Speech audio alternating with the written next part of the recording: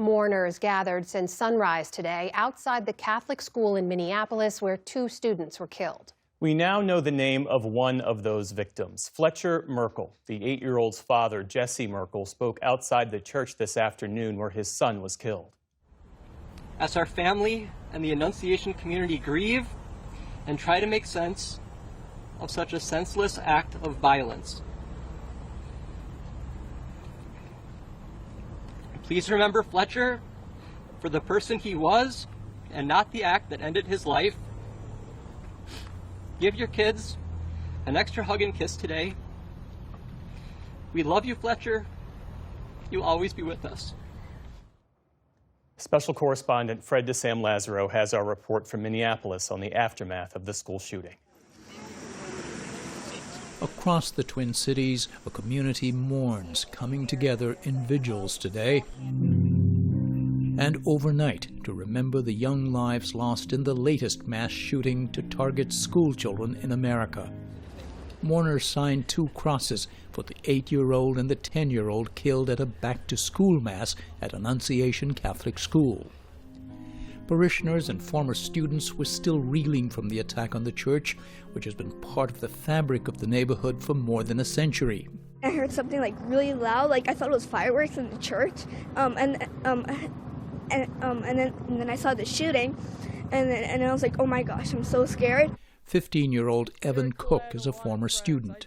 I was shocked when I heard about the situation. Like, if you're not safe at church, then where are you safe? It's about a half a block away. Patrick Scallon ran to the church, which his family has attended for generations, when he heard the gunshots. There were 3 in particular that walked almost right into me, and one girl came up to me and said, I've been shot in the neck. He comforted them until first responders came on the scene. They were crying and they were panicked, and I just knew that they needed some help and nobody else was there to help them. And right away the girl that got shot in the head asked me to hold her hand, and I held it the whole time. And they were all worried. They said, we just wanted my mom and dad. 3 adults and 15 children were injured in the attack.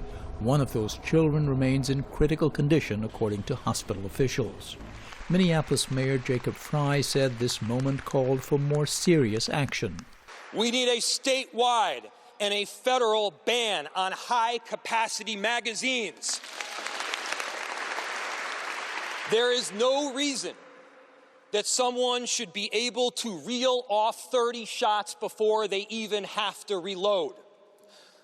We're not talking about your father's hunting rifle here. We're talking about guns that are built to pierce armor and kill people. Authorities say the shooter died by a self-inflicted gunshot wound behind the church, where police say the shooter's mother previously worked. Police say 116 rifle rounds were fired into the church, and 1 live round was recovered from a handgun that appeared to have malfunctioned. Literally hundreds of pieces of evidence have been recovered thus far, which include electronic devices that will be further searched and processed. It now becomes our job collectively with all of law enforcement to process that evidence. Police say the suspect left behind a manifesto scheduled to post on YouTube during the shooting. It was removed by law enforcement. The shooter expressed hate towards black people. The shooter expressed hate towards Mexican people. The shooter expressed hate towards Christian people. The shooter expressed hate towards Jewish people. In short, the shooter appeared to hate all of us. There appears to be only one group that the shooter didn't hate.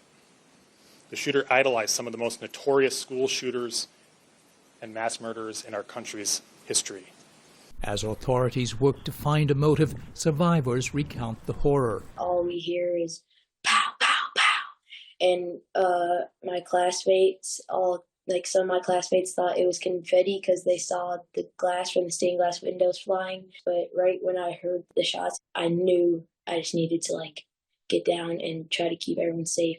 The terror you feel in a situation like this is incredible. It's crippling. Shay Macadera was standing just inside the church entrance when the gunfire started. His second-grade son was at the Wednesday Mass and fled to the basement. He didn't have to go through it alone. Yeah, I'm glad that I was there for that.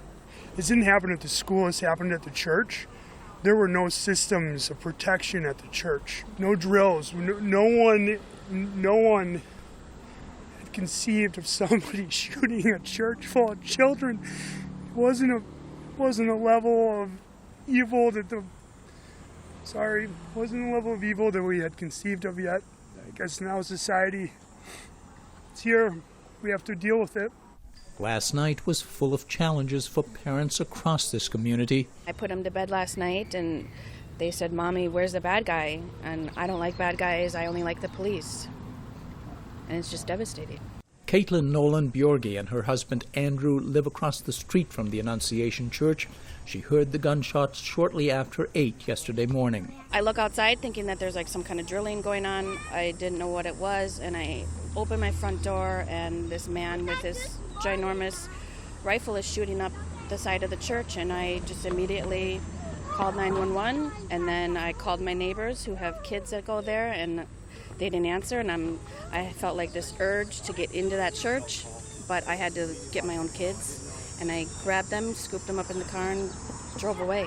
The 6-year-old twins start school next week. I don't want to drop them off, but I want them to have a normal life and know that schools are safe, but how do we tell them that schools are safe when this happens all the time? Governor Tim Walz has deployed state law enforcement to support local police in patrols of the city, and survivors urge their community to band together. We need to lean into the thing that we loved about this place, which is the community. There are no silver linings in this story, but Police Chief O'Hara disclosed today that the doors of the church were locked from inside once the mass commenced, and that, he said, undoubtedly saved lives. I spoke earlier today with the principal of the school. He was not ready to go on camera, still processing a lot of grief, along with parents and students in this community. They don't know yet when school will resume. Jeff? Our thanks to Fred DeSam Lazaro reporting tonight from Minneapolis.